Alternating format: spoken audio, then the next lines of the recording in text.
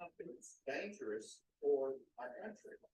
Former Arkansas Governor Asa Hutchinson is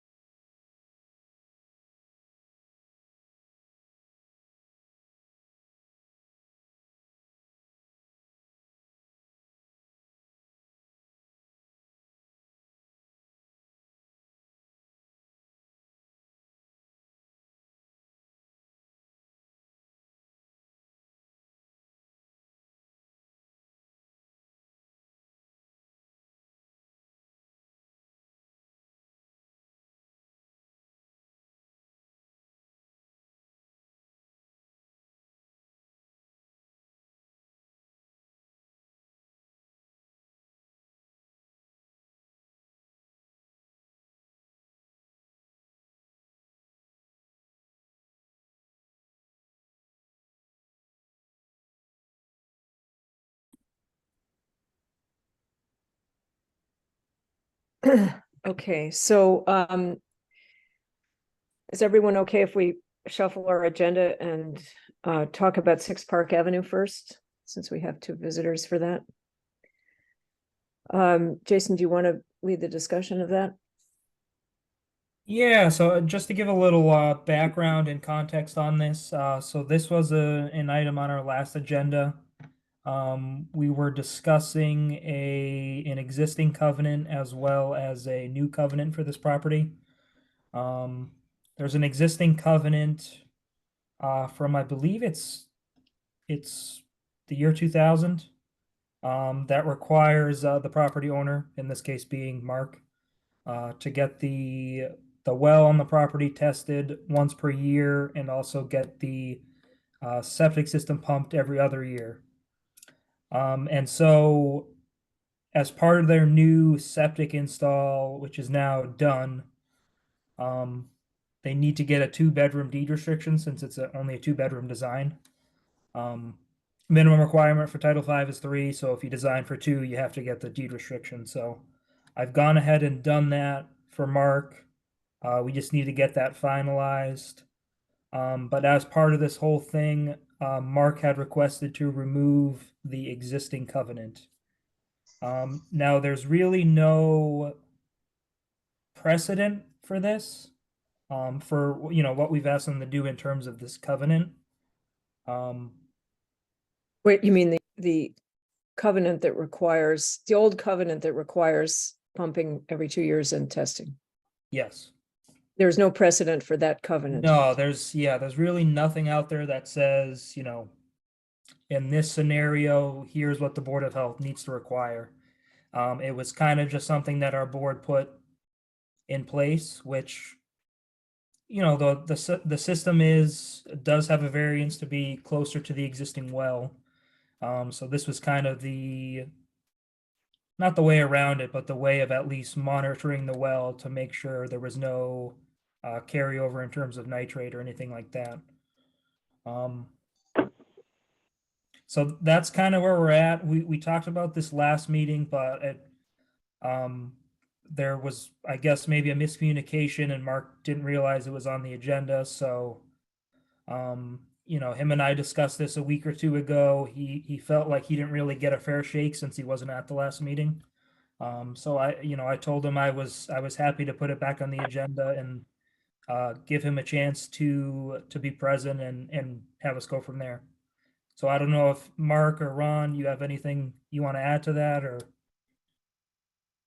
Well, again, like I said, there is no precedent, but as far as I know, there was no real reason given originally why he had to do those restrictions way back when. However, we did install a new system with the Elgin, and we took no deductions for the Elgin size or anything like that. So we've got some extra cleanliness, if you will, going on at that point. And Mark is going to move the well to meet the 50-foot setback requirement. And we'll probably go with a deeper casing and go down further to a deeper aquifer to get a cleaner water. But historically, there's been no issue from nitrates or coliform or E. coli in as well. So, so that's, you know, that's pretty much the reason he's trying to see if he can remove some of those restrictions and help keep the value of the property up at that point too as well. So, The previous system was 50 feet from the well? was less than 50 feet. Was less than 50 feet, okay. Yeah. 49 feet. Yeah. How many feet did you say? 49. 49. So you're moving the well and the Yeah, well so is- they put it, yeah, I'm sorry, I didn't mean to interrupt. I'll be putting in a new well. The sequence is such that the backyard, the only access to the backyard is through the place where the well is going to go. So I haven't done it at the same time. I have to wait till the septic was done, which was today. So So is the new well scheduled? Is that drilling no, I scheduled? had not scheduled it because of weather and everything. I wasn't sure exactly when this is going to be done. So now I know, and I have talked to a couple of well drillers, and I'll get going on it immediately. Drill a new well.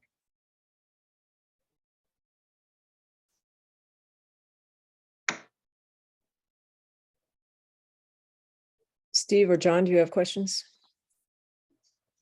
Just one, that is, what precautions do you think you should take, given the proximity of the well to the septic system? Well, I've lived here for 22 years now, and I've never had any water problems. I had a septic system that wasn't worth anything, wasn't anywhere near as sophisticated as what I've got now. And I really don't feel uncomfortable not having a restriction on it. It's fine as far as I'm concerned, but you know, I'll leave that to you guys. Obviously, it's your call, but I think it's a little excessive. I think it devalues my property unnecessarily, and I'd like to see if we could reach an agreement on something other than having that continue as it is written.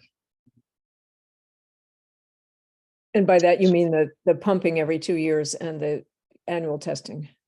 Yes, I think, you know, what I've done here is, you know, I know it's irrelevant to a certain extent, but I've spent a lot of money and to meet the town standards for the lot size.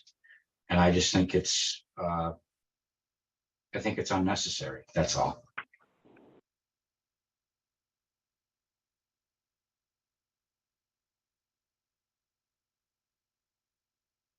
It's very quiet out there right now. Yeah, John and Steve, any other comments? So, Hi, John. hey, this is John Quackenbush. I'm finally home. So nice to see you. It's been an interesting discussion. And I think it's very positive that, there hasn't been any issue to date. You've got more than 20 years of history without any real problems. So, given the fact you have a new modern system being put in place, I think it probably weighs in favor of removing the deed restriction. If I may, too, John, just to jump in quick. So there's a 9-year sample size, meaning I have 9 reports of water quality reports dating back over this time span. Only one of which had a slightly elevated nitrate count. And now keep in mind too, this is for the old well. We won't know much about this new well until it's drilled. And obviously as part of that, we'll need to pump test as well as do a quality test. So, we'll have an idea at that time of what the quality is of this new well. And usually, anything with elevated nitrate counts, usually what we ask is the property owner to install a reverse osmosis water filtration system. So in this instance, maybe in lieu of the covenant, we asked Mark to install one of these reverse osmosis systems at any drinking water location. So kitchen tap, bathroom tap, whatever it may be. But to me, that at least has the same, same impact. This whole thing is to make sure there isn't nitrate in the water. So Yeah. that's exactly what this water filtration system will do. So rather than having them test for it every single year, why not just do this up front, get out ahead of it, and remove the covenant? That's a great suggestion, Jason. Mark, what do you think about that? Well, I'm not wholly familiar with reverse. I'm familiar with the name, but I'm not familiar with what's involved. But I did do some research earlier today, and it doesn't seem, if I can do it at my kitchen sink, is that what you're basically saying, Jason? I can just put this filter in at my sink, under the kitchen sink, or Yeah, pretty Is this- much. in the basement? Like I said, anywhere where there's, you're going to be getting drinking water from. So, filling something at your kitchen faucet, or if you're drinking water out of the bathroom faucet or wherever it may be, just to cover those areas. You may be able to do a whole house one. I'm not sure how it 100% works, but in your case, since you're about to go through all the stuff with the new well, it's something you could ask up front. That way, whoever's doing this work for you kind of can, take care of it from the get-go, if you will. Yeah, they can probably Yeah. price it out for you and Right. let you know what it would cost. Well, that's a concern for me. Yeah, I mean, if it's something, if it's several $100s, it's one thing. If it's another $10,000 or $12,000, it's not a not. welcome. It's not. It's in the hundreds or less. Mhm. Well, that's fine. I'm certainly willing to spend the money if that's what gets it off of my deed. If that's what it takes to take it off the deed. Happy to Yeah, well, do I that. think it's going to be hundreds if you have it's point of service reverse osmosis. It'll probably be 2,000 or 3,000 if you want to do the whole house. Well, even that, it's better than, it's better than it being unknown as like a $12,000 expense or something like that. I just not familiar with the cost of it. But I'm happy to look into it, and I'm just wondering where we would go from here. I'm gonna drill the well probably within the next, hopefully within the next 3 weeks or so. and get that water quality tested. If that water quality is, good, because I currently have an 80-foot deep well. And I plan to go at least 150 to 200 feet. With I drove a lot of wells in my day, so I know what I'm up against, but we go down a little deeper with the pipe, with the standpipe, which gets sealed to the bedrock, and I shouldn't have any groundwater proliferation at all. So So- Jason, sorry, go ahead. I'm sorry to interrupt. Go I ahead. was gonna say, so I'm hoping that, we can avoid even that, the infiltrate, the osmosis system, but if not, that's okay. I'm perfectly willing to do it, but I anticipate that I'm gonna get a pretty good well. 80 feet deep is just not a great well. It's not enough volume, not enough anything. So if I go down a couple 100 feet, I'll be able to keep my lawn green and shower away. So, Yeah, so while we were talking, I just did a quick search for whole house reverse osmosis systems. And I found a website that has pretty good information. I posted in the chat, but it only goes to Kay. I don't know if you can share it with everyone. Let's see. Yeah, we're talking about a few $1,000s, Mark. So, it seems Okay. like that would actually enhance the value of the house. well, I guess, I don't know. I think you probably all know this, most likely who's going to buy my house is somebody from the city. And they're coming out here and they're looking at what the heck is a septic system and what the heck is a well. What's involved with all this? So, the idea is to not scare anybody away. Yeah. The way I'm looking at it. So, however we could go about that, I'm more than willing to listen. So.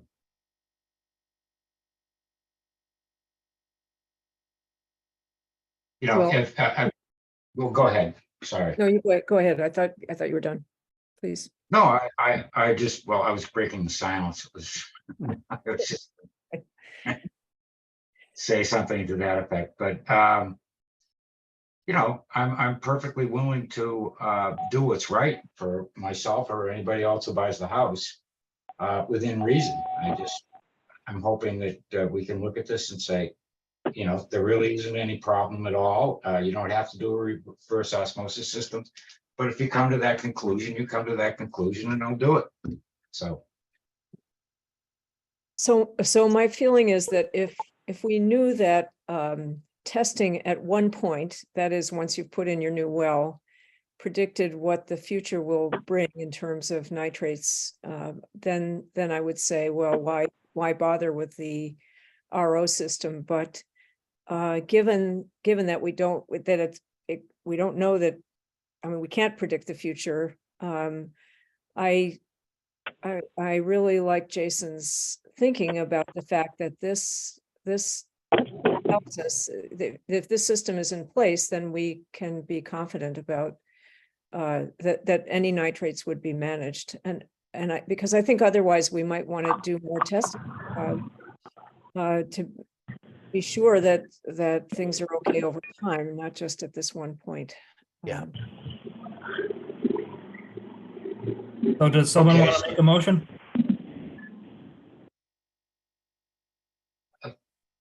So Anyone? I just like to understand, are we making a motion here? Is that the idea? I think we're getting close. Yeah. Okay.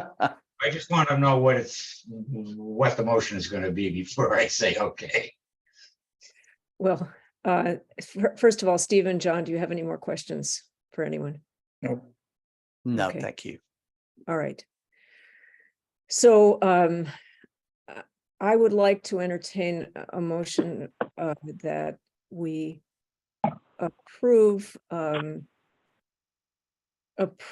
plan, that we approve the removal of the deed restrictions that require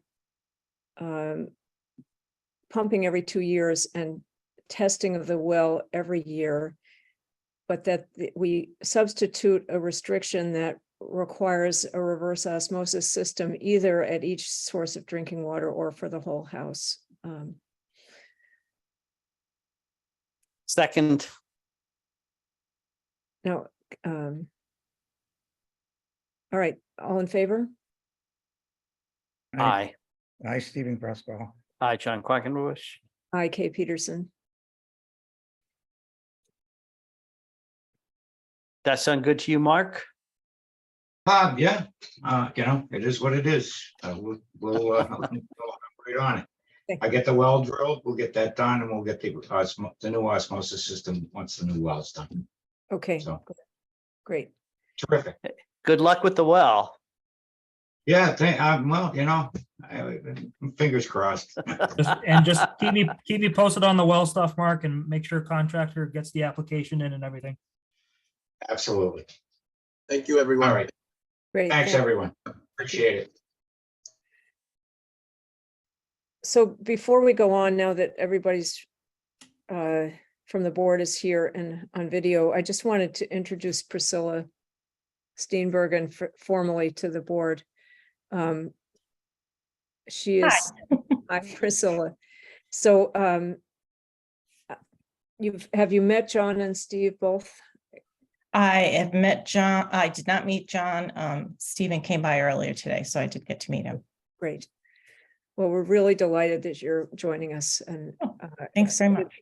excited you could be here tonight. So Yeah. good introduction. I think Linda was more excited, so. Yes, Linda was very excited. She's like, "Oh, you know minutes and meetings?" I said, "Yes." She's like, "Oh, good." Well, thank you so much for joining us. It's great to have you on board. Sure. Thank you. I'm just gonna take me off screen, so Okay. All right. I'm listening and I'm taking my notes. And So- so just to dot our i's and cross our t's before we jump to the next item, we do also have the matter of the new covenant for 6 Park Ave. So just as we would any other covenant, do we want to approve that? It was just, I don't know if you guys want me to pull it up. There's really not much to see. It's just to restrict the property to 2 bedrooms. There's nothing too crazy on it. So but that's an existing covenant, right? This is the new covenant that they're getting. Which will also restrict it to 2 bedrooms? You're saying? Well, not also, it's they've never had a covenant restricting them to 2 bedrooms. This is a new covenant. It's restricting them to 2 bedrooms. I see. So, Is this required by the state? Yes, Okay, and Mark knows that. yes, yep. Okay, okay, I thought there had always been that covenant that, No, okay. So, you want to pull it up then? sure.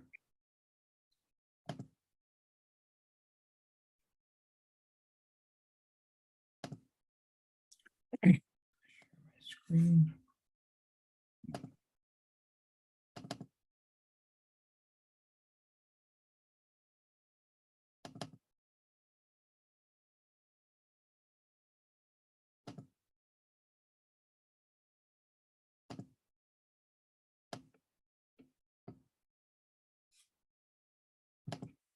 All right, like I said, pretty unexciting.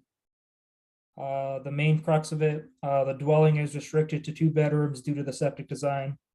No other room in the house can be added, modified, or used as a bedroom. Question, Steve? Jason. Yep. With the installation of a new Elgin system, that has a larger capacity than 2 bedrooms. Based on what? You know, historically, Elgin systems can handle 4 bedroom.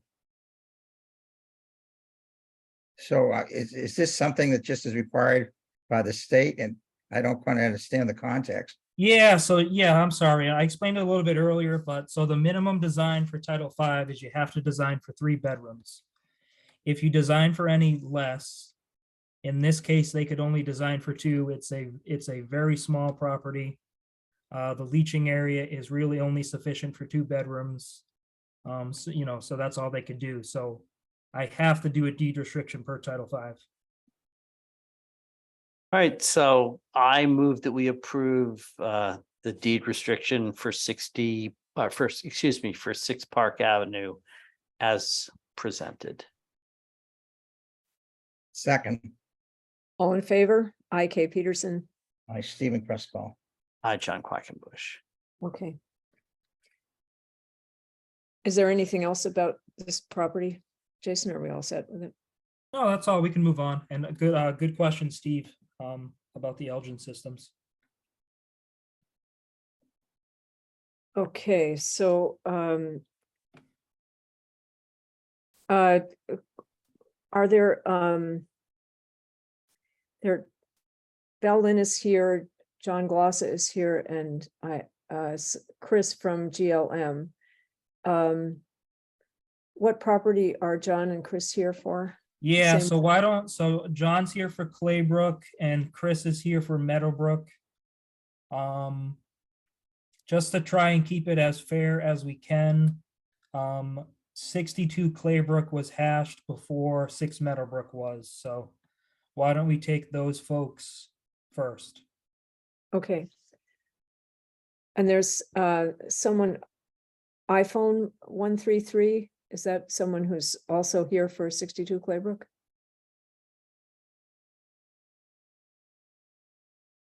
I'm not sure. Yes. Okay. No, that's, I'm here for Meadowbrook. Okay. So you're 508-783-4688 and then. Yes. Okay, so, Of those expected for 62 Claybrook, is everyone here? Yes. Okay. Okay, Yeah, Alright. why don't I give just a real quick synopsis and then I'll turn it over to you, John, if that works. Sure. So 62 Claybrook, I guess you can call it a vacant lot, although there is a shed on it or a camp type cabin. Not a dwelling because there's no septic system or plumbing or anything of that nature. Directly abuts 60 Claybrook, which is owned by Michael Stallings, who's also on here. We did soil testing out there about a month ago. It's a site that's historically been unbuildable. Soil testing has been done there in the past and has failed due to high groundwater. And just, for anyone on the Zoom who may not know, per our Dover septic regulation, you can't install a septic system on previously undeveloped lots where groundwater is within 36 inches of the surface. So we did soil testing out there about a month ago. 4 different pits, saw groundwater around 6 or so feet in each of the holes for the most part. Passing soil tests, nothing really of concern that jumped out at me. There really is only one corner of this lot that they can, install the system without any crazy variances, just because they're kind of hamstrung by the wells on each of the abutting properties. It appears doable, although I don't want to make a case for anyone. So I guess I'll kind of turn it over to John and see if he has anything more to add or anything I may have missed.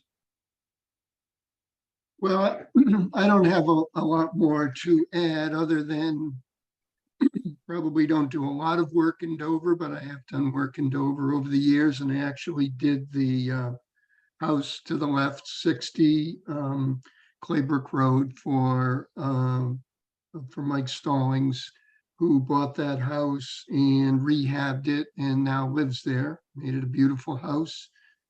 We did, see at the time that, water table wasn't excessively deep, let's say, but, soils here are sands and it's very flat area. So Mike had the opportunity to purchase the property next door, which, as Jason said, has this sort of dilapidated camp, I would guess it was at one time. It looks like it did have a well, but upon investigation, we don't see that it had any way to get rid of their waste. So we don't see a cesspool or anything like that. But we believe that by zoning, it actually is a buildable lot. Of course, I'm not an attorney, but we think that it is. So we went out, it was on July 5th, and we dug a number of test pits, and very conservatively. Jason will tell you, I was very conservative with the elevation of the water table. As you know, we had a lot of rain this spring and summer, so in a lot of places now where I'm doing soil testing, we're seeing the indication of soil testing, the models, and the water table very close. Here, we were seeing water table at essentially a little bit more than 6 feet. And I was placing models at between 40 and 46 inches. I like to try to stay on the conservative side when I can, so I did. I think that this site would support a septic system and a well. There are wells on the abutters lots. There's no water system here, but we did identify all of the wells on the abutting lots. Obviously, we know where the well is at number 60 because that's a new well.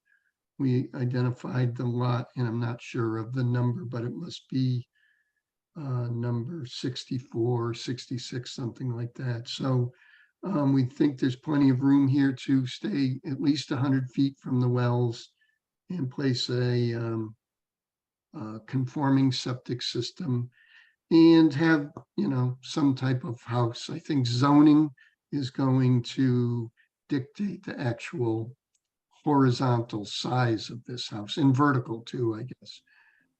So that's about all I have to say. And obviously I'm here to answer any questions the board or anyone else might have for me.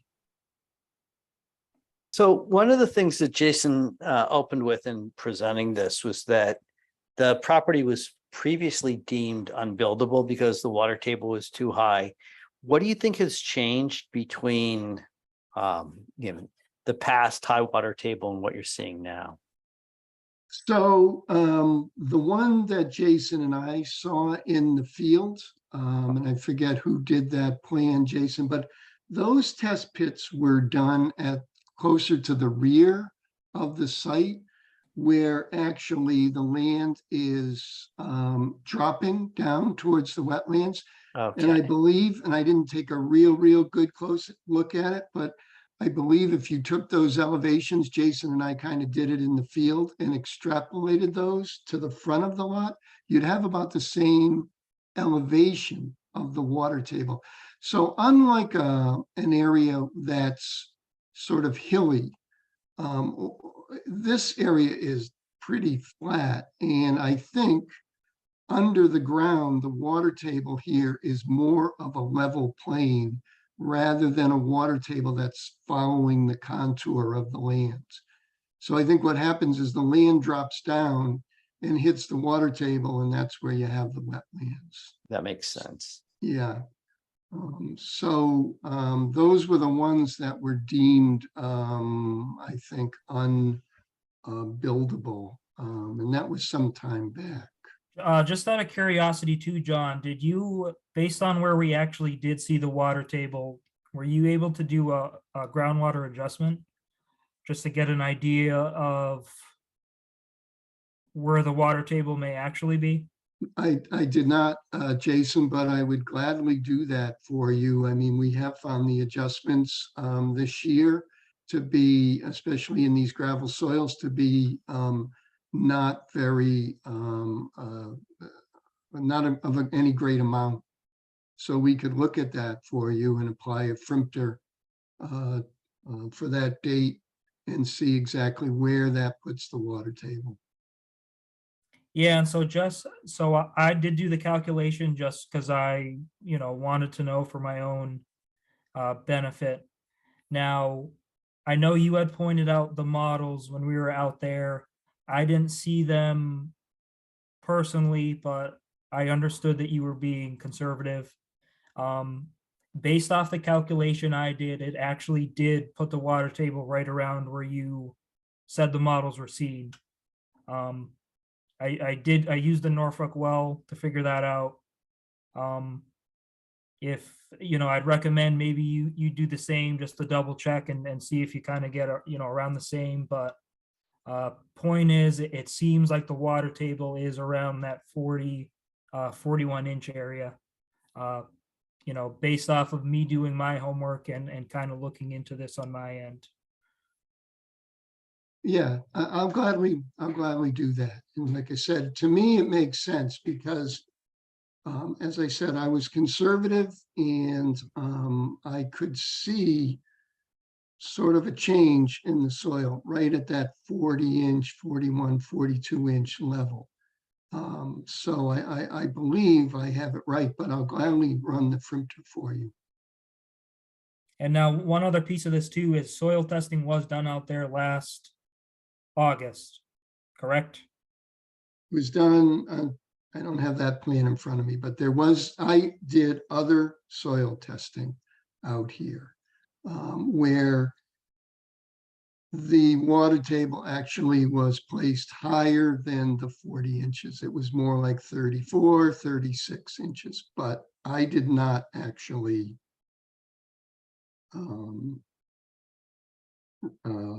determine those elevations or those depths. They were determined by the agent.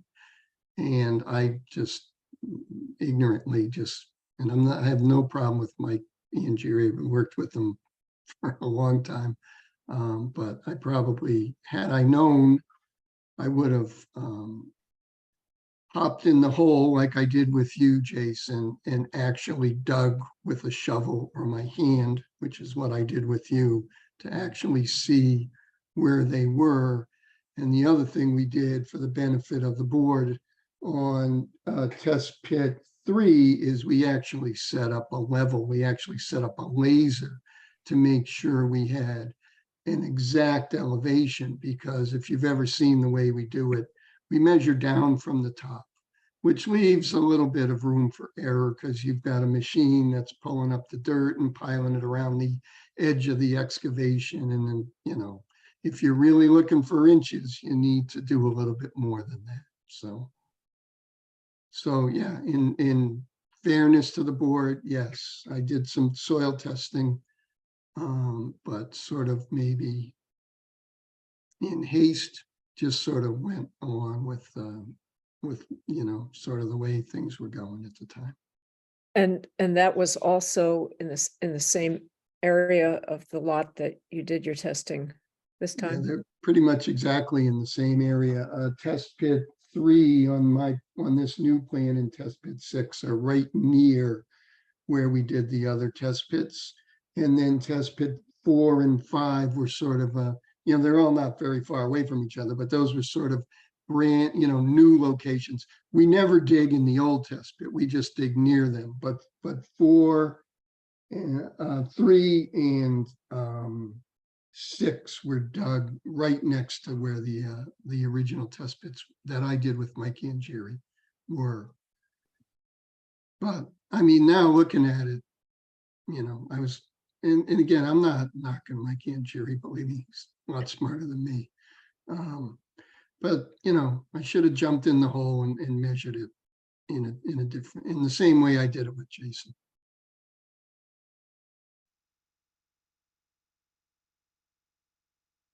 Okay, do we have any other comments or questions?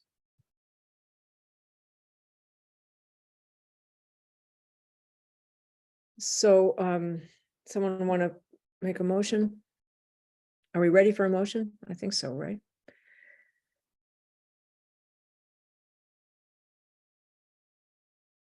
Someone want to make a motion?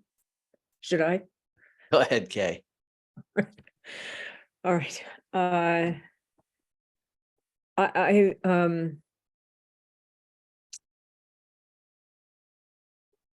Well, I guess I would just, before I do that, I'll just say that it sounds as if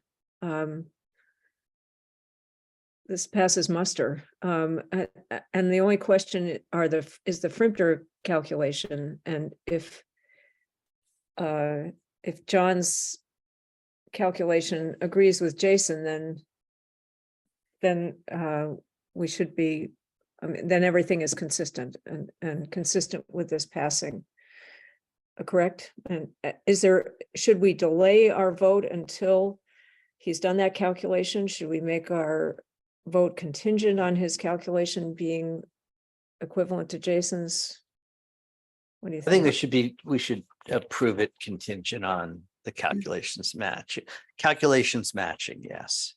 If you don't mind me saying so, we would definitely agree to it being subject to a Frimpter, method calculation to confirm the elevations of the observed mottling in indication of high water in the 4 test pits, number 3, 4, 5, and 6.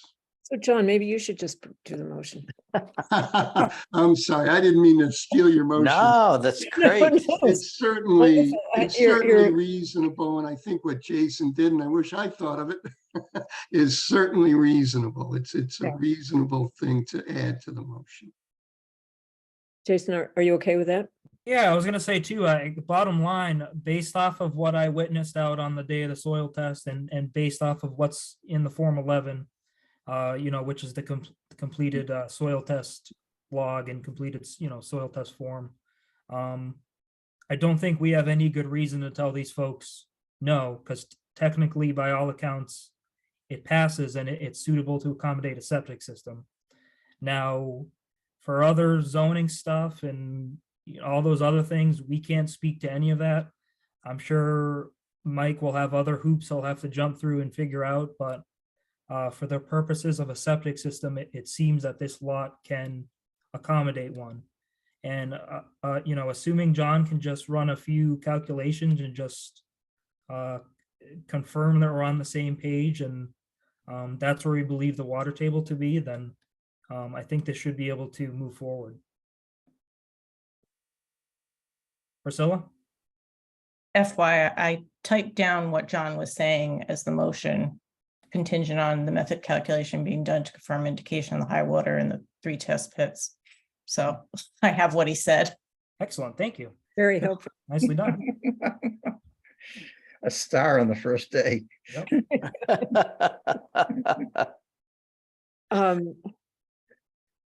So are we, what is the size of the system that we're approving, or are we not? We're not approving any system yet.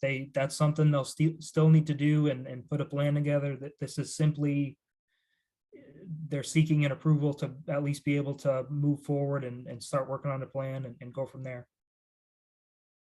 So, so our motion should, I'm not sure, I don't think I recall a similar approval that we've done, but tell me if this is, feel free to critique the motion here. I move that we approve the it's not the construction of a septic system, but that the owner proceed to design a system that is I feel as if I'm not getting there. So how big is the house going to be? No, we don't know that. John. Okay, I think the motion just wants to say that you're going to move to confirm that the soil testing as presented is acceptable to the board with the condition that the engineer, John Glossa, provide a Frimpter analysis for the test pits that were done to confirm. So Frimpter analysis, just don't put this in the motion, but it's just going to compare where we saw the water table to the well, to another well that has water in it, where the USGS is monitoring the elevation of that water table, so we can make a comparison and an adjustment. So what Jason's telling you is when we do the adjustment, or when he did the adjustment, it's basically coming up to where we saw the indication, the models of water table. So we're just asking you to say that the soil testing is, or the elevation of the water table found at the site in the soil testing, that the board is essentially confirming that with the additional data to be submitted to the agent, which is the Frinter method. All right, how about this? I move that the board confirms that the property at 62 Claybrook meets the water level standards for the installation, for the design, the installation of a septic system, and that contingent on the water table calculations being done by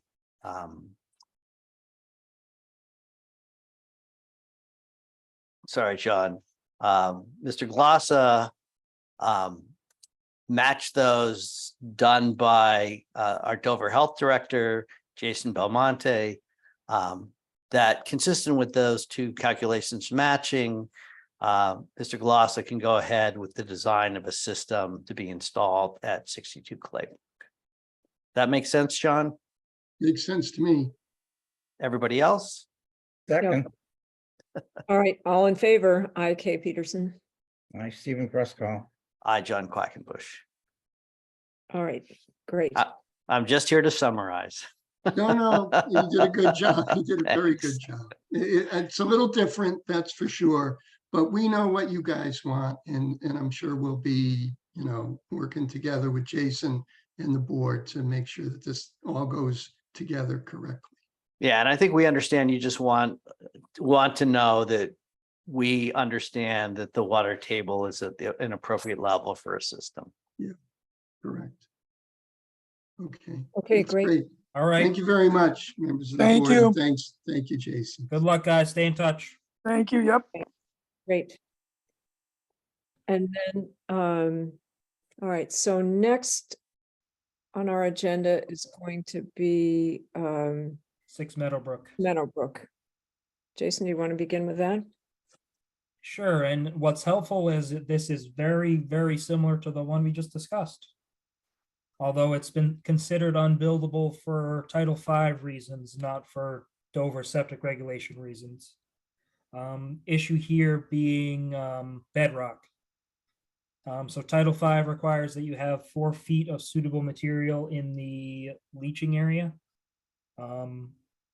They've done a series of soil tests here over the years and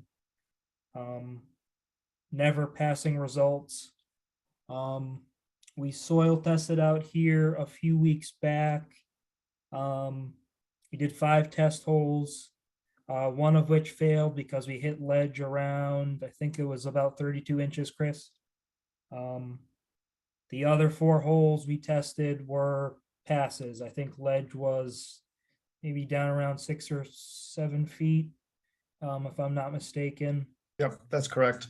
Yep. So again, passing soil tests. My only concern here potentially would be we may not have an idea of the full scope of kind of what's going on with this ledge until we've actually gone out, or they've actually gone out and excavated the proposed leaching area. You know, the test holes are one thing. You know, it's kind of just a snapshot. You don't really have an idea of what that entire site. Question, Steve? I asked you earlier today whether there's technology now that such in the form of ultrasound that can make that determination without having to excavate the whole site for ledge. Yeah, I don't have an answer to that. Do you have any idea, Chris? I don't know that there's anything like that. We don't own that equipment, so I couldn't say.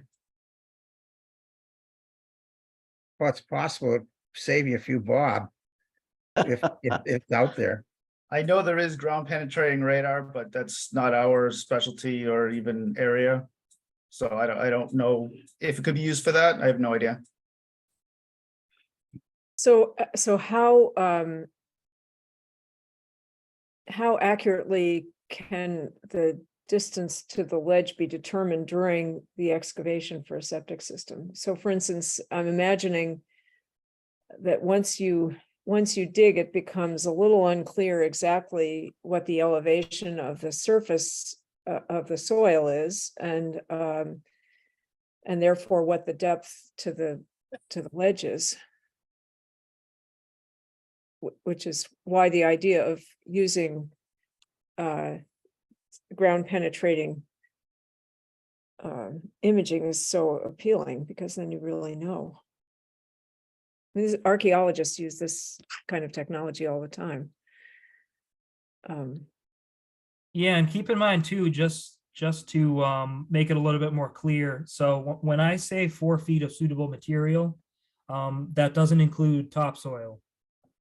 So basically that would exclude the A and B horizons, which is, your topsoil layers. So basically your 4 feet would need to be between the topsoil and where you actually hit the ledge. So it's not to say, if you're hitting ledge 4 feet below the surface, that's not your 4 feet of suitable material. And, in that instance, it may only be 2.5 feet. So that's another piece to keep in mind. It's not as simple as just not hitting ledge within 4 feet. Mhm. And just to go back to the test holes, one of the 5 failed because it was what distance from the ledge? 32 inches to ledge. And From where? from the from ground the- surface. From the ground surface. Yep. And the others were how many inches? They varied anywhere between 86. Well, the most shallow one was 58, the deepest was 102.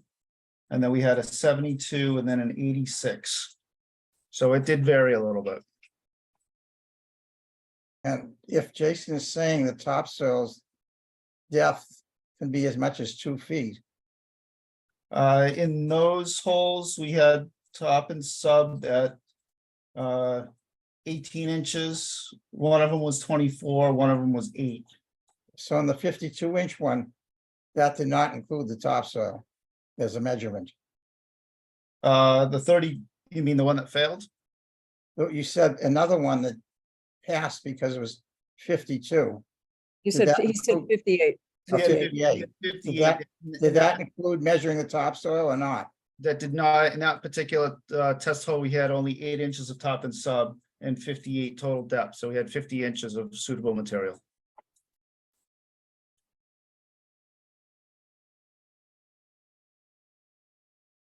So how, I want to go back to this question, how, if they're excavating the site, let's say that we approve this and they're excavating the site, how do we know that it really is?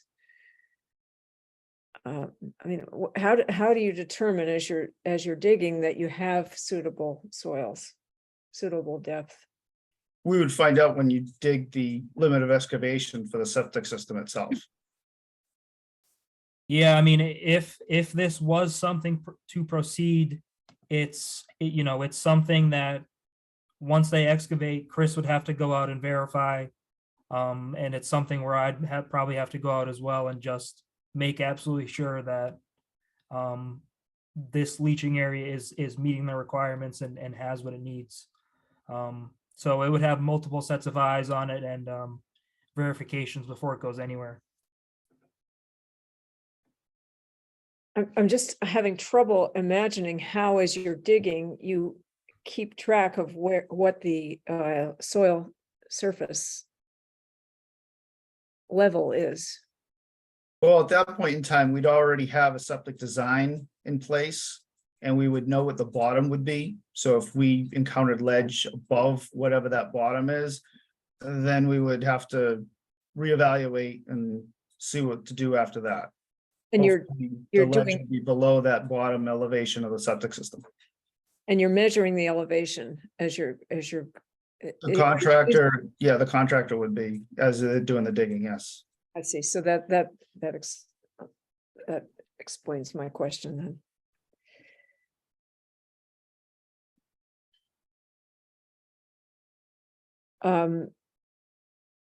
I don't, in my time on the Board of Health, I have no experience with this kind of situation. And I'm wondering, Steve, if you do. I don't, and I just want to understand that the proposed site for the septic system already has a certain small percentage of it that doesn't meet the requirement. Is that correct? Well, we're gonna be staying away from the hole that failed, so that's Okay. gonna be within the Okay. septic system. All right. Yeah, and I think it's fair to say too, and correct me if I'm wrong, Chris, but you know, we could potentially say, yes, go ahead and move forward, put together a design. And then, you know, there's a real possibility once the plan gets approved and someone actually goes out to do the install, that, you know, maybe they'll start excavating and say, hey, this isn't gonna work. That's just how it goes sometimes. I think if you guys are willing to roll the dice and take that chance and go through it, that's up to you. I think, you know, again, same thing I said with 62 Claybrook, based off of what's in the Form 11 and based off of what we witnessed on that day, we really don't have a good reason to tell you no, because you had passing test holes and perks. So that's kind of my thoughts on it. I guess if you guys are willing to take that chance, that's up to you. I know many people have walked away from this site. I don't know whether this is true or not. It's just something I heard. I don't remember who I heard it from, but it's whoever the previous owner was didn't want the property to be buildable because he didn't want to pay taxes on it.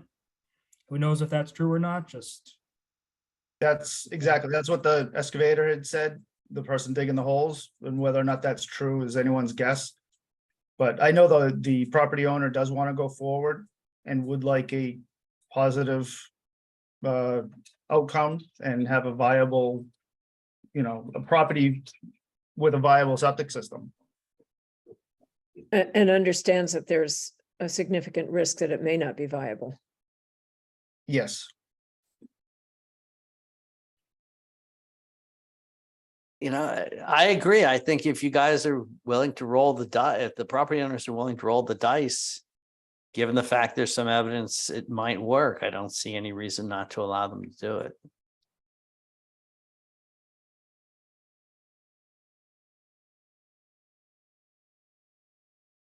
When the actual excavation is done, is Jason present?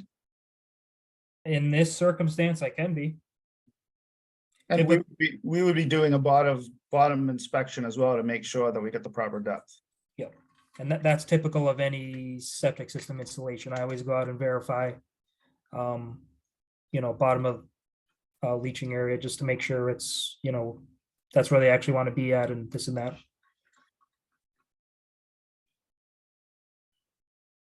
And just to confirm, then you're measuring the elevation at various sites so that we're not going to end up allowing soil to be mounded over to raise the existing surface level of this system. Is that correct? Above existing grade, we may have to, we don't know yet. We haven't done that design calculations.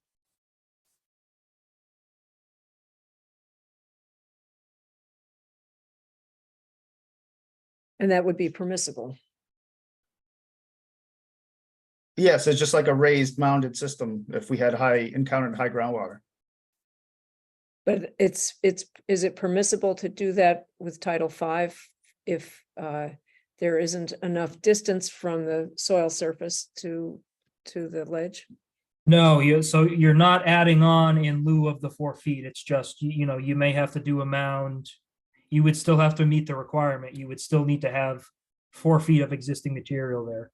Do you know what I mean? Of existing material, not the Yes. mound. Yeah, it wouldn't be a replacement or a supplement. You know what I mean?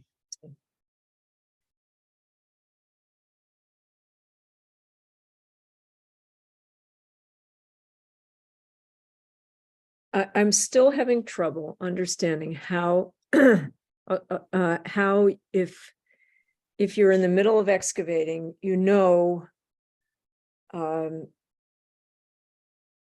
what that depth is. If you're digging, I guess you're digging and then you're looking at what you haven't dug yet and looking at where that subsoil level starts and how far down it goes and measuring as you go. How do you determine that for a large septic field? I mean, everything they do is just measuring and based off of elevations. So it's something Chris could just be there and verify as they go along. Okay, and you feel confident of that? I just don't understand enough about the process, I guess, to have a sense of that. All right, I don't have any more questions. Does anyone else? Oh, So this is a motion similar to the last one in a sense. I'm just going to put it into real English right now. So we're going to have a motion that will allow them that will approve the use of this site for the design of a septic system.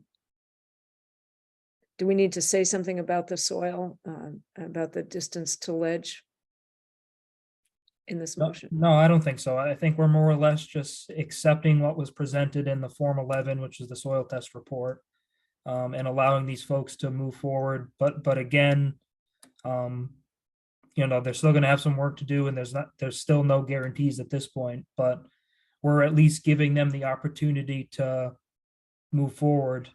And again, if they want to go through the process, get an approval and, you know, understand that this may fall apart as we progress, that's up to them. I'm obviously happy and willing to work with them through every step of the way, but you know, I don't want anyone to get their hopes up or you know, turn around and point the finger at us if things don't work out. But you know, as long as everyone understands that, you know, it's up to you guys if you want to take the chance. Should that concept of the risk be part of the motion? It's hard for me to imagine how it would be, but No, because we'll be sitting here again when it comes time to approve the septic plan, so we can exactly. Yep. discuss it more then. Okay. So somebody want to try to make a motion here? so what's the property address again? I'm sorry. 6 6 Meadowbrook. Meadowbrook. So I move that we grant the owners at 6 Meadowbrook permission to proceed with excavation for installation of a septic system, contingent, of course, on the final system meeting the requirements for clearance above bedrock. That makes sense? Second. Steve, what did you say? So that'll do, and I'll second. Okay. All right. All in favor? Aye, Kay Peterson. Hi, Stephen Prescott. Hi, John Quackenbush. Great. Thank you very much. Have a great evening, everybody. Good Thank you. luck. Thanks, guys. Good luck. Bye-bye. All right, so next item on the agenda is just to say congratulations to Jason for his promotion to health director. Yay, Jason. Congratulations, Jason. Thank you. Thank you.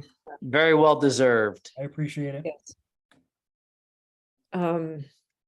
So And why don't we why- get to, thank you for your patience, Val, and I appreciate you joining us. Sure. Do you want me to So- talk a little bit about the Tree Preservation Committee and our work? Yes, please. Okay, great. So I think I came to you probably close to a year ago when we were putting our Tree Preservation Committee together. And since then, we have, how many people do we have? 5 people, I believe, on our committee. And we worked with the Conway School, which is a graduate program in landscape management in Northampton. And they served as consultants for us to pull some information together and provide us with some recommendations on what the town of Dover can do to improve our tree management and preservation. So they compiled a really nice summary that is on the planning board website and made quite a few recommendations. And then they tried to group those recommendations kind of based on a time frame of what we could do in the short term, what we can think about as like an intermediate term, and then some longer term things that we could do. And it was really based on initiatives that were already kind of happening in Dover where the timing would work well for some of our tree preservation initiatives. So what we did then is took the recommendations, and between the Tree Preservation Committee and the Planning Board, we decided on 3 that we wanted to move forward with. The first one being the stormwater management bylaw updates. That's currently happening in the Highway Department. And so it made sense for us to work with Kevin McCabe and Jason to talk about how tree preservation can benefit and be a part of the stormwater management bylaw. So Jason and I had a really great conversation not too long ago about ways that we could weave tree preservation into the stormwater management bylaw. And Brookline is actually a community that has done really well and is kind of the gold standard for how to look at soil erosion and tree preservation as a piece of the stormwater management bylaw. And so, so that's one of the things that we're doing. And what Jason and I talked about is for Dover, looking at maybe having some sort of a tree setback around the perimeter of a property. And that would help with preventing some of that erosion going off into neighbors and abutting properties. That has been a little bit of an issue over the past few years that different boards have been hearing about. It would also help to cut down on the clear cutting that's been happening. And that's not just happening in Dover, that's happening in communities all over in Massachusetts. So there's many communities that are looking to, either they've already put a tree preservation bylaw in place or looking to put a tree preservation bylaw in place. And so we've been kind of reviewing some of those bylaws that already exist as we're moving forward with this. So yeah, looking at the perimeter to help prevent some of that runoff. And then the enforcement piece of this, most communities have it as the building commissioner. Some also have as the tree warden. And then I believe Linfield has the planning board as the enforcement agent. So, so those are things that Dover can talk about to kind of figure out what makes sense for our community. And some of the trigger points that other communities have used often are a building permit. And usually it is when there is construction or disturbance of, I believe it's 2,500 feet or more, square feet or more of the lot. So that's one kind of a trigger point. Others look at if you are increasing your building gross floor area by 50% or more, that could be another trigger point. So that's, again, something that we can talk about to see what makes sense for Dover. A third piece is, so once kind of walking through that process, once a building permit is has been initiated, then on the engineering plan, they would identify all the trees in this perimeter setback. And Dover can decide, you know, how many feet they want the setback to be. Is it 5 feet, 10 feet, 15 feet? You know, different towns have used different parameters based on their zoning sizes and their zoning dimensions. So, you know, that's something, again, that Dover can talk about and figure out what makes the most sense. And then also we can look at what size tree we want to have fall under this protection. So right now in Dover with Conservation Commission, they look at anything that's 4 inches or larger in diameter.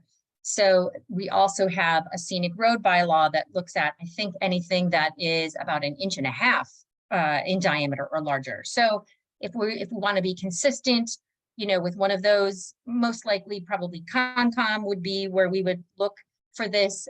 However, other communities have looked at 6 inches as their tree diameter.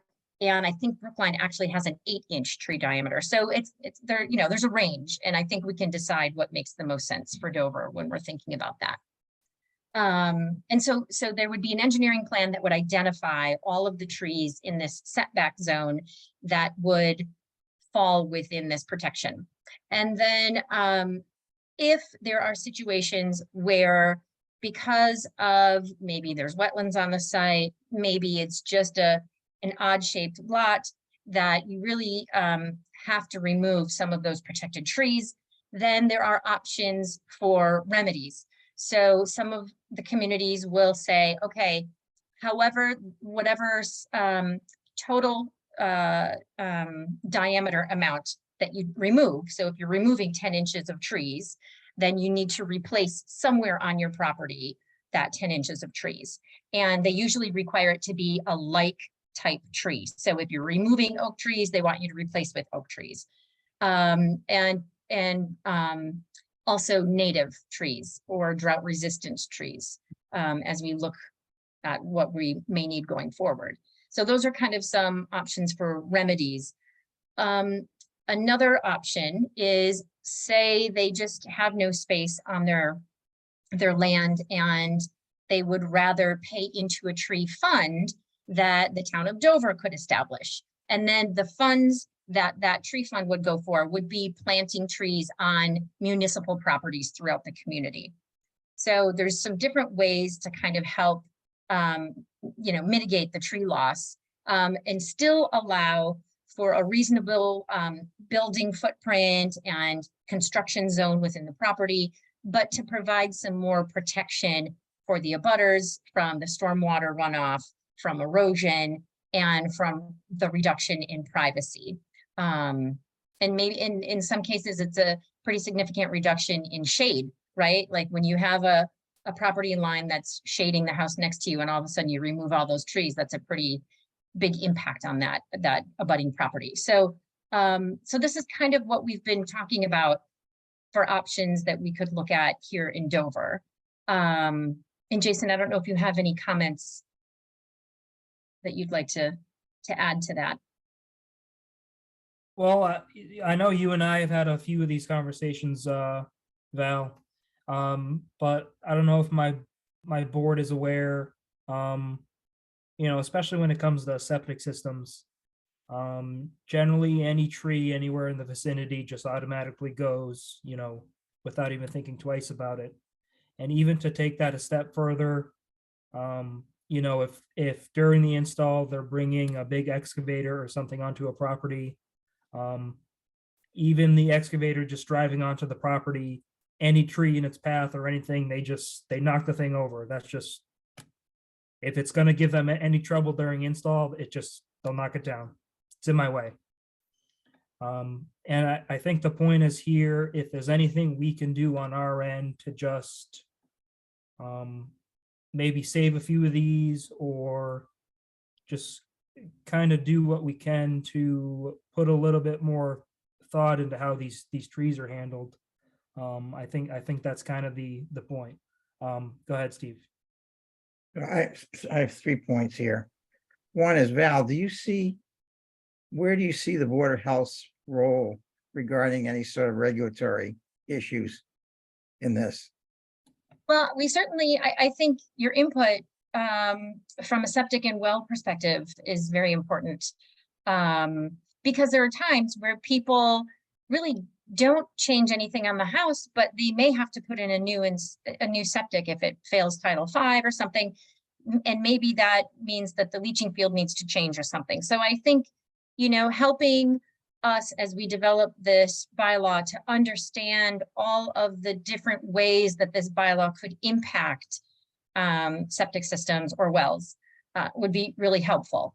And then once we do come to a really solid draft of this bylaw, I think it would be very helpful when we bring it to the town meeting. Currently, Kevin is hoping to bring a stormwater management bylaw to the town meeting in 2024.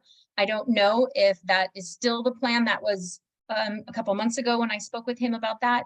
But it would be great to have support from the Board of Health as we move this forward, to work with the community to support it with their votes.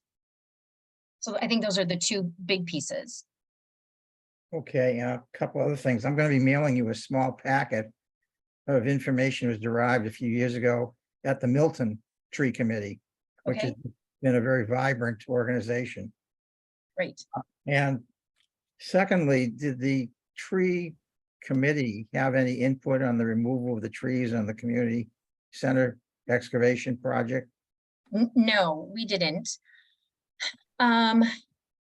There is a chapter 87, which is the public shade tree bylaw that should be providing some guidance to the trees that get removed with that project. And that is under the supervision of the tree warden, which would be Kevin McCabe. And since we have no other real community tree preservation bylaws, it's hard, you know, to try to change a plan that's kind of already in process. Do you know if Because the then, town- Excuse me, do you know if the town adhered to that regulation? I can certainly find out. Yeah, I can certainly They're follow up gone. with that. The trees are gone on Whiting Road behind Dover Auto and the adjacent house.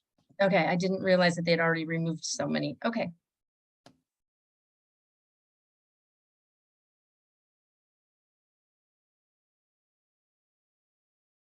So I can certainly talk with Kevin and see, you know, if he was able to have any input on that. I don't know what that process was. I just think you and perhaps the public should be reassured that they adhere to the existing law. Right, yeah, absolutely.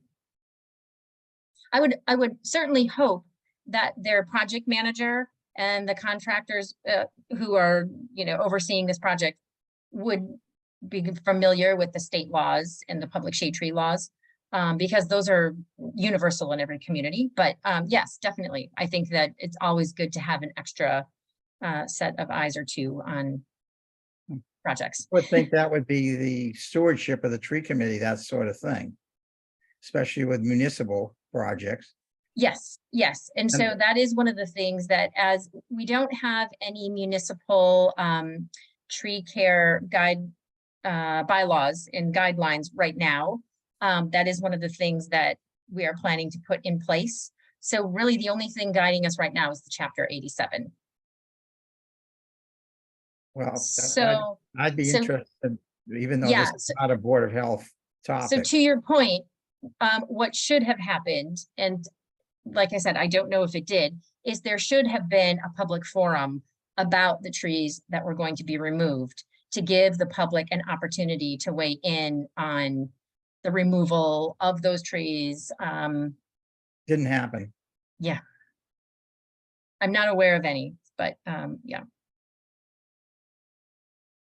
So I have a couple of things to ask about. One is, and this is for us, or for Jason, really, how far from the limit of a leaching field should trees be removed?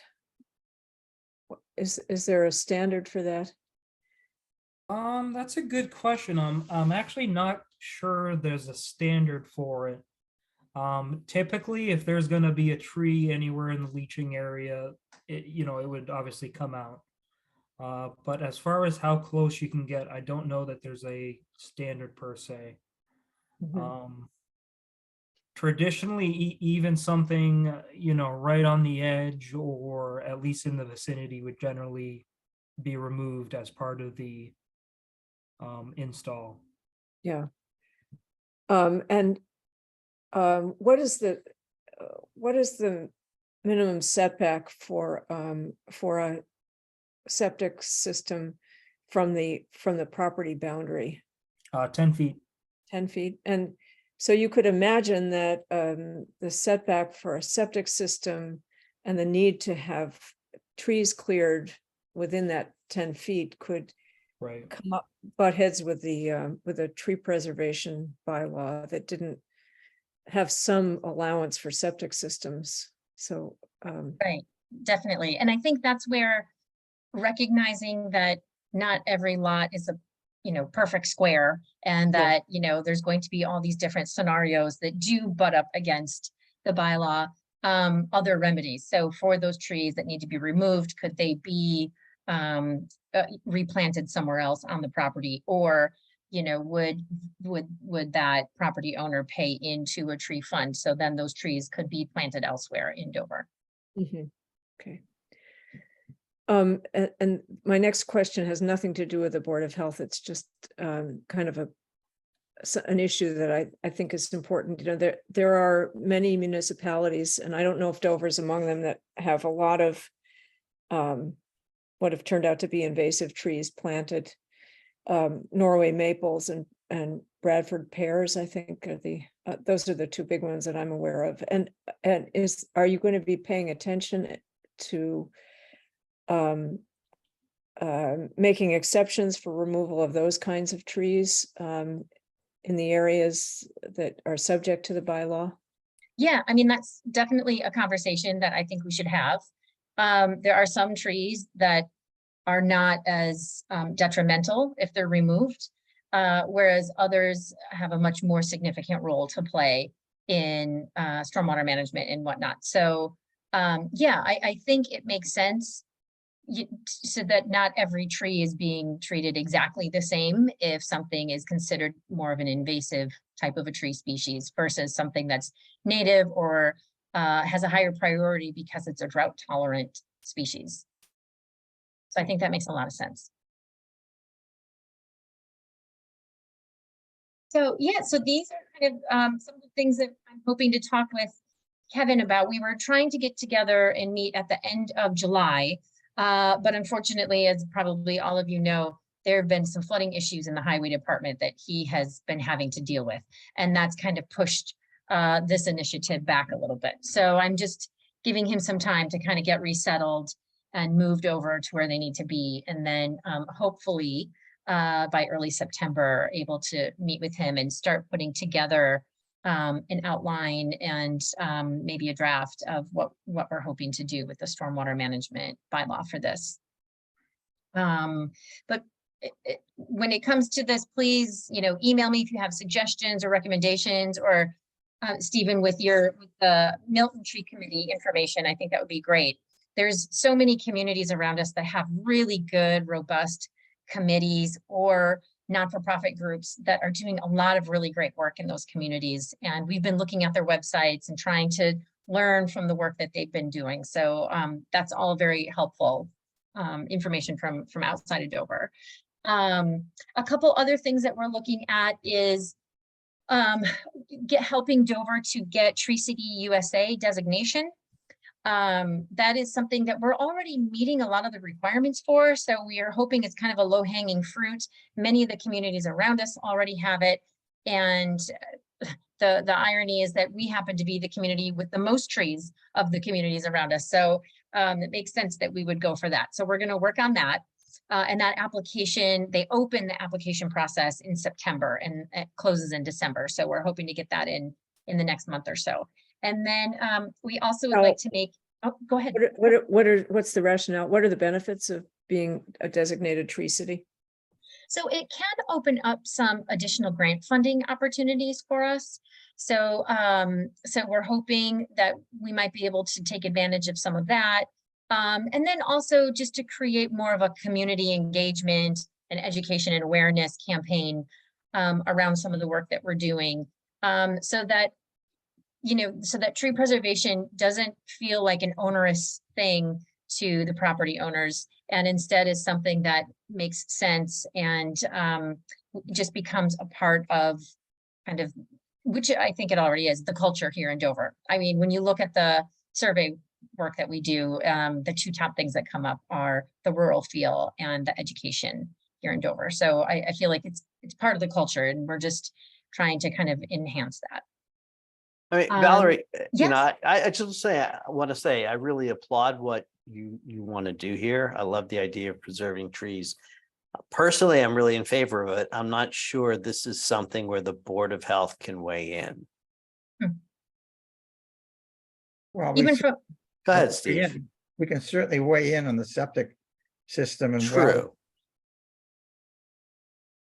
and I didn't know from like a stormwater management perspective with grading and whatnot on the lots. I didn't know if that was something that, I know it's mostly within the highway department, but I didn't know if there were pieces of that that also fell within the Board of Health.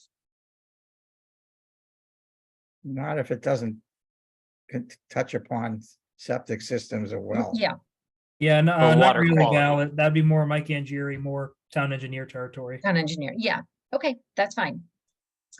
But no, I mean, we're at a point too in our, you know, within our Board of Health where we're kind of looking at every one of our regulations to see what we can do to improve or change. So even if on our end, it's something as simple as maybe we could even incorporate a tree piece on our end, even if it's something as simple as, I don't know, you know, whatever language you want to include, even if it's real simple and basic. Anything we can do to help. Even Sure. though to John's point, it may not be a direct tie-in, but Right.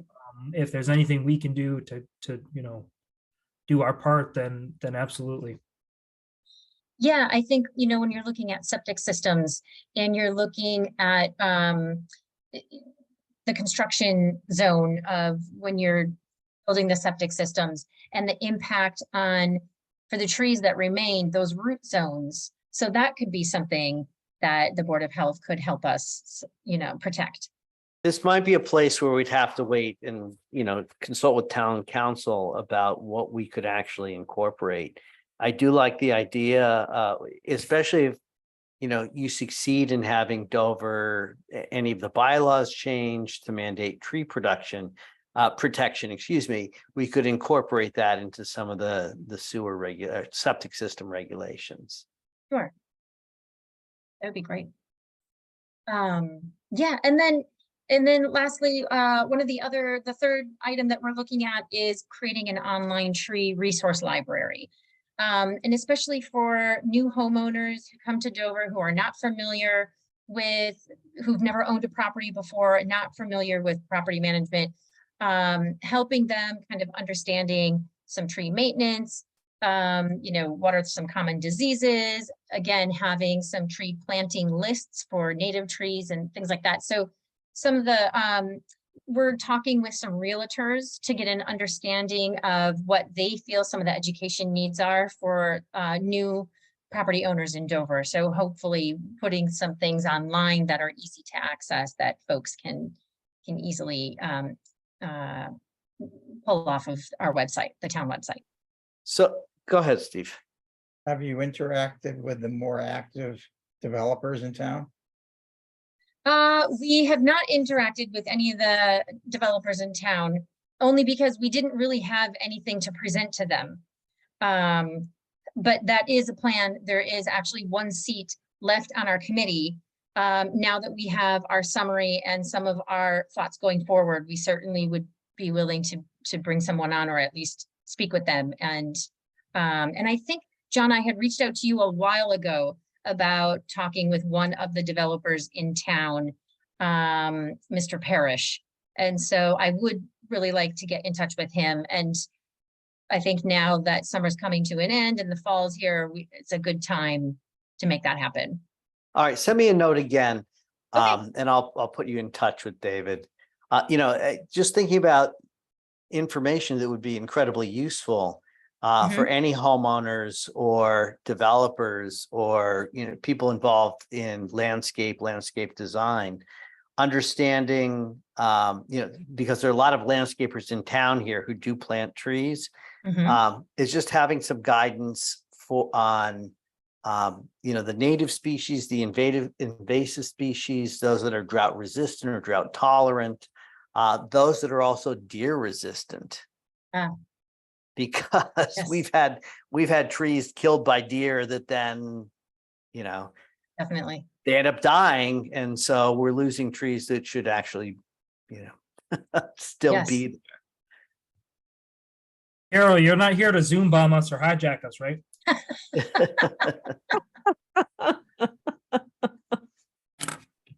Oh, you're on Carol, mute, Carol. Carol, you're You're- muted. We didn't even mute you. You muted yourself. Oh, whoop, there you go. I was saying those visuals will never, ever disappear from my brain. What visuals? Go ahead and describe it, Carol. Tell them the story. So on August 1st, we had a very large meeting of Dover land use folks and representatives from Pulte Homes, who has put in a proposal for a multifamily development down on Junction Street. And about 2 minutes into the meeting, we got Zoom bombed with some of the worst pornography that I've ever seen. It's And terrible. Mona did a great job of closing down the meeting, and she probably did it within 30 seconds, but it seemed like an hour. And then we started up again. So it's something we'll all remember. Oh, my goodness.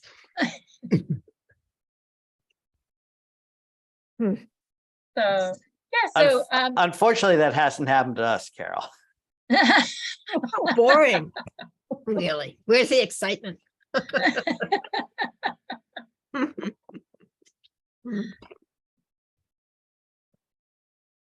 So those are kind of our three main initiatives: the stormwater management bylaw updates, Tree City USA designation, and putting together an online tree resource library. And then a fourth one that we've just started kind of talking about and is the natural resource protection zoning. Initially, I think we were thinking about putting that off to the side for a little bit until we got some of these others underway, but because of some of the large acreage that has come on to the market and has been, trading hands, it seems like maybe, and with hail coming up, maybe it makes sense to talk a little bit more and look a little bit more at that. So we have, the planning board has applied for a grant to help us get a consultant who could work with us a little bit on the natural resource protection zoning. So we're just waiting to hear and what happens with the grant. I would also add that as of 40 minutes ago, we have officially hired a town planner to start right after Labor Day. So that will help the process a lot. Hooray! Congratulations. Thank you. She's wonderful. We're very excited. So yeah, so that's kind of the status of where the Tree Preservation Committee is at right now. It's great to have these updates from you, Val. I'm Thank glad you. came a year ago. I'm glad you came back this time. Yeah, great. Thank you. Yes, and like I said, communication is very welcomed. So any suggestions or materials that you think would be helpful for our committee, we're certainly interested. Great. Great, thank you. Thank you very much. Thanks so much, Valerie. Thank you, Val. Appreciate you joining us. Thank you. So shall we move on? Carol, are you here for a specific item? Nope, I think I'm done. Oh, okay. Just sharing your horror stories. I won a bet this evening with my husband, and the planning board meeting was 10 minutes. So I was able to sign on to yours, just to hear Val. Yeah, All 10 right. minutes was our goal too, but it didn't pan out. Well, have a good rest of the summer, everybody. Thanks. Thank you for Thanks, your you too. time. Bye-bye. All right, brief announcement, our next meeting will be September 11th because the first Monday is Labor Day. Shall we move to approve the minutes from the June meeting? I have a lot of comments about them, and I wonder if it would be more efficient for me to make those comments directly to Linda and then for us to review them later. Any thoughts about that? Is that Yeah, okay? why don't, if you have a lot of changes, why don't you just send directly to Priscilla at your convenience, and she can make the changes. Okay. What about other people? John and Steve, do you have changes as well? There's not anywhere near the volume that you have, so let's just table it and get it right. Yeah, Okay, why don't you send any you have to Priscilla as well? And then she can try to amalgamate our thoughts. Yeah, I have nothing substantive, it's just grammatical. Okay. All right, another announcement, but we may want to discuss this a little bit. But we have a date for our vaccine clinic, COVID and flu vaccine clinic of October 13th. And Jason has talked to Kevin about getting the town garage again for that. And I've spoken with Moji or texted with Moji about getting it staffed. Steve? If we are including COVID, it should be timed with the availability of the next iteration of approved vaccine.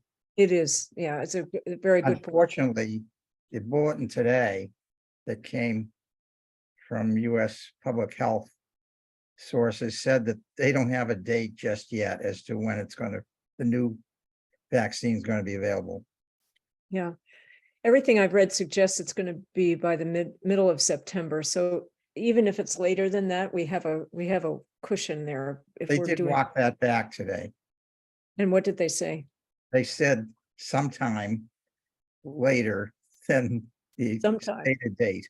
I see, that's really, all right, well, so I guess what we do is we just kind of play it by ear. We should speak with Moji about that. I think just shooting from the hip right now, I would say if it's not available in October, we should go ahead and have a flu vaccine clinic and then consider having a second clinic once the COVID vaccine's available. Does that Yeah. make sense to everybody? Yeah. Okay, yeah, we don't want to miss flu, which We don't kills a wanna- lot of people every year for, to wait for a COVID vaccine. I did just real quick have a medical question for the group. Someone inquired about getting both boosters at once.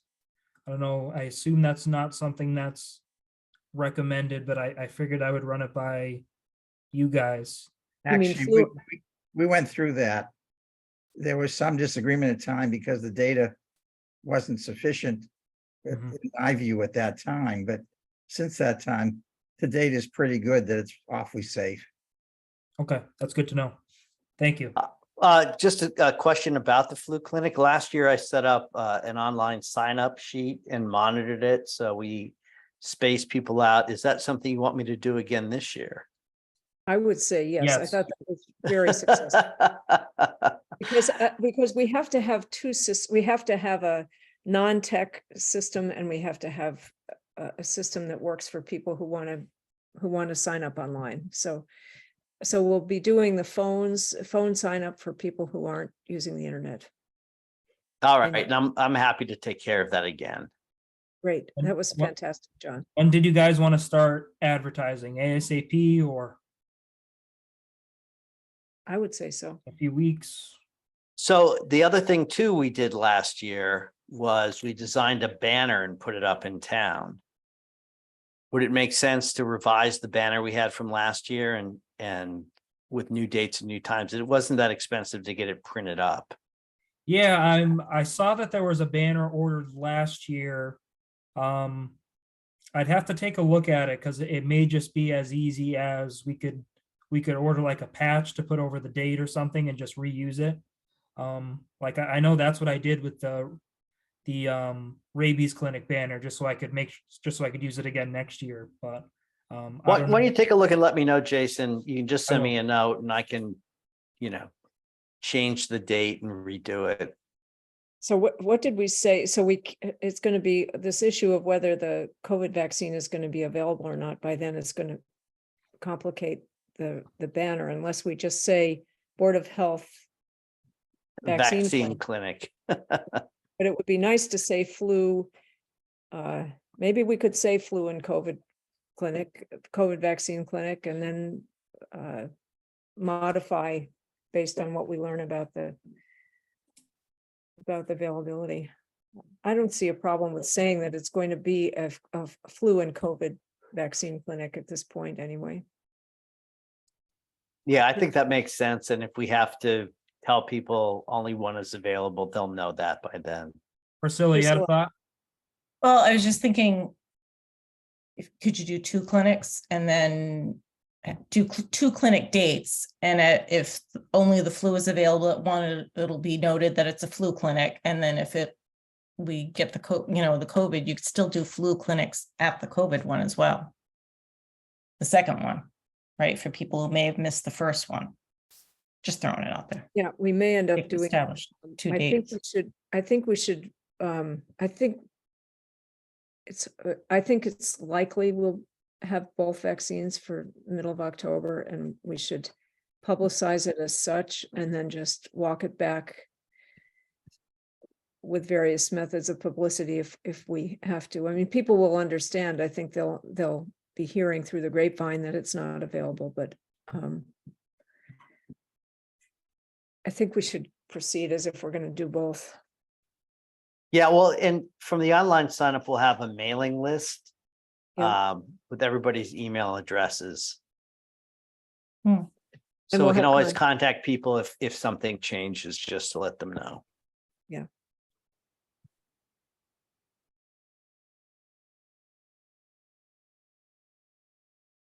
All right, any other thought? Go ahead, Priscilla. Sorry, I just wanted to, do you mind if I ask questions or insert not like at that? all. Or should I just Please. shush? Absolutely. Okay, Delighted to. just wanted to make sure I wasn't offending anyone or out of place. Nope. I'm very easily offended, so. Oh, okay. No, you're I don't always want to step on welcome, toes. always welcome to butt in as far as I'm concerned, so don't worry about it. Okay, thank you. Steve? Online permitting. Okay, so we're going to move on we're moving on. All right. So,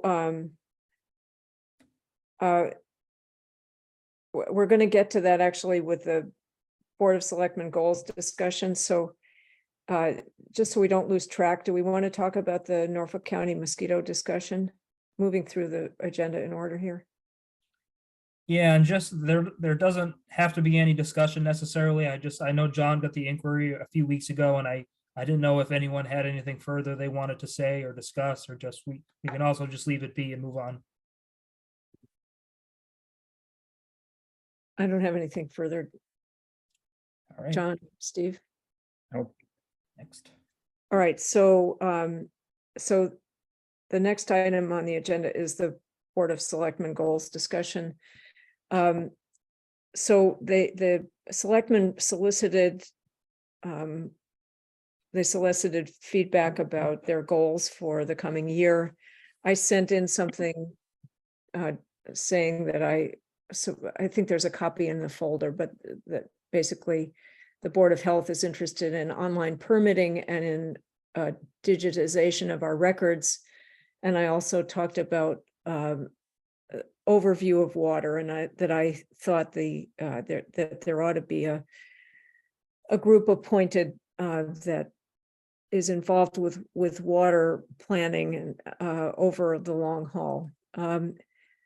I heard back from Bob Springett, who said that they are putting online permitting way up at the top of their list in their technology proposals for the coming year. And I think he also said digitization of records. I think those two go hand in hand. So that was encouraging. He I would say wasn't so interested in the water idea, but so be it.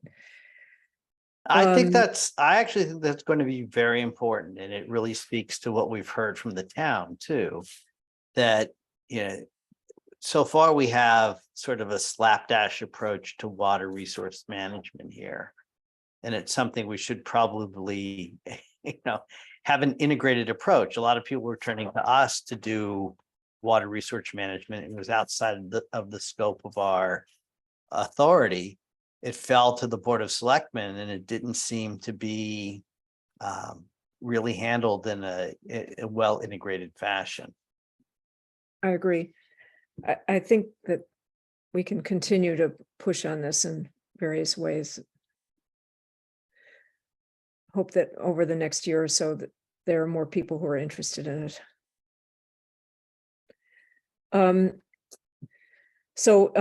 The other thing I'll mention is that Bob Springett also in his email about the discussion of online permitting talked about the need for a project manager to be hired first.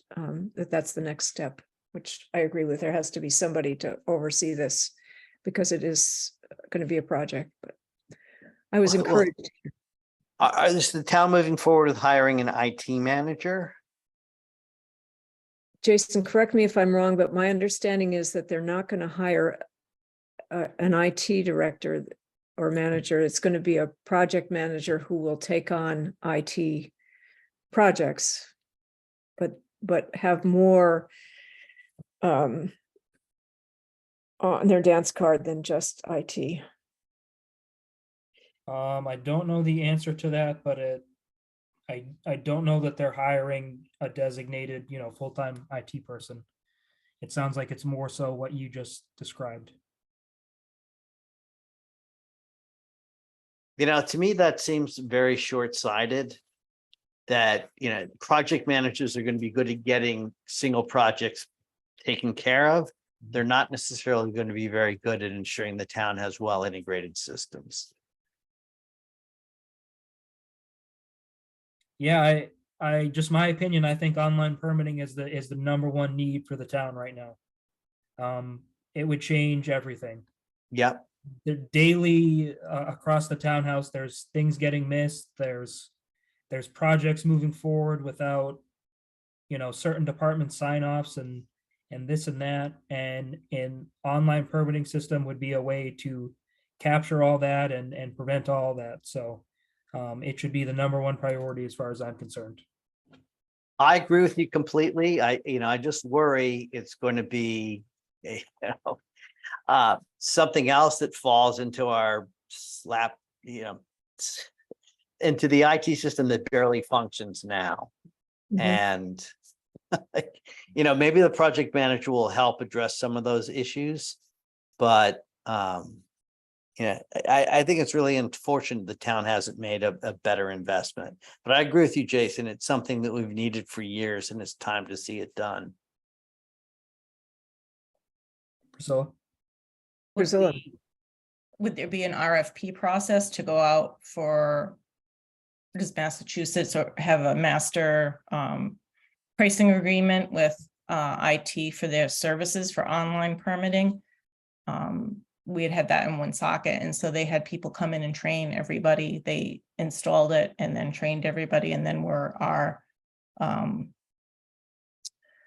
they weren't our regular IT people, but then we could call them and get information, and it was part of the contract to be serviced by them. Yeah, that's likely how it would work. Okay. Usually a small team of some sort will come in and get you set up and get you through the initial startup and all that.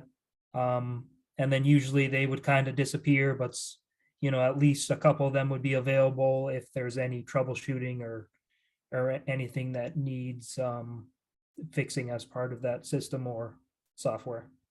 So is that what Bob meant by a project manager? Or is that separate? I would different? assume so, same sort of idea. Yeah. Okay. Sorry, just curious. I sure hope this gets going quickly. Jason and I will be going to meet with the new town administrator, and we will, I'm sure, learn more about it at that time. Jason, we don't have a date yet, do we? I think we're going to have a date next week, but I'm just waiting back for a confirmation, so I'll let you know. Okay, good. All right. So, the last item on the agenda is the personnel board meeting follow-up, which really was about Jason. I jumped the gun on that one. Jason's promotion, so. I think we've reached the end of our agenda. We do have one item that we missed. We do have a septic approval we have to do. Oh, is that right? Sorry, I missed that. Which one No, is? that's okay. Oh, Colonial, yeah, Colonial. Yeah, you were in the zone. I didn't want to get in your way and get ran off the tracks. All right, so 19 Colonial Road, go ahead, Jason, please. Yeah, let me share. So about as straightforward a system as it gets. Hang on. There we go. Zoom in. All right, so this is an upgrade, 4-bedroom system, 19 Colonial Road, by the way. It is on a public water supply, so no well in the property. Pipe and stone system, nothing too exciting. It's a fast perk rate, so it needs a greater separation of groundwater. So in this case, it's going to be at least 5 feet. It's kind of a tight backyard, as you guys can see on the plan there. It's kind of a lot going on. There's a pool, and it's not on the plan, but there's a little pool house back there also. I really don't have any concerns. The only thing worth noting, in this particular case, they should have designed for a garbage grinder, which they did not. So they're just going to have to get a deed restriction. What prompted the upgrade? System failed. Do they currently have a garbage grinder? They do not. How old was their system that failed, by the way? That's a good question. I want to say it was original to the house, so maybe it's from the 60s.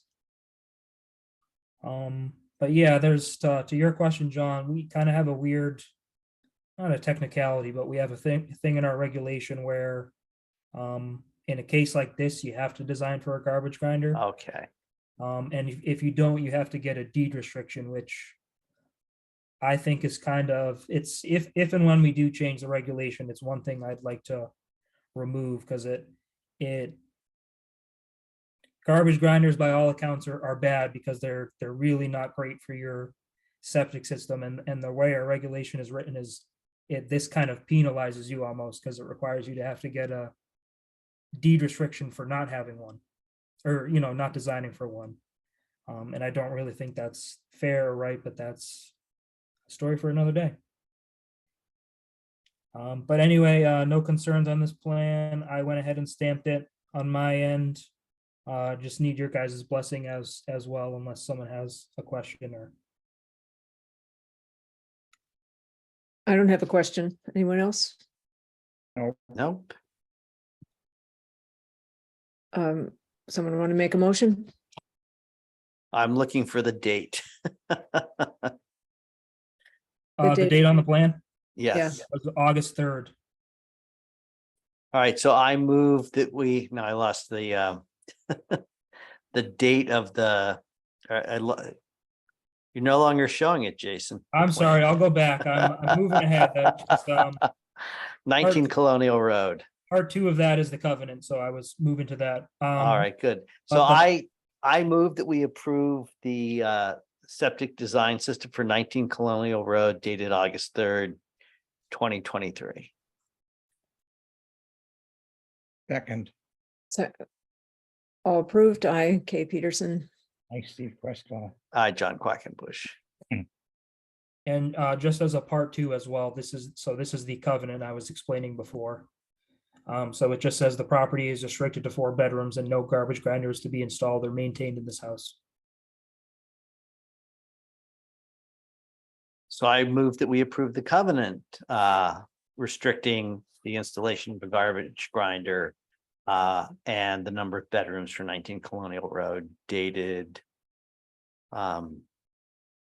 with no date.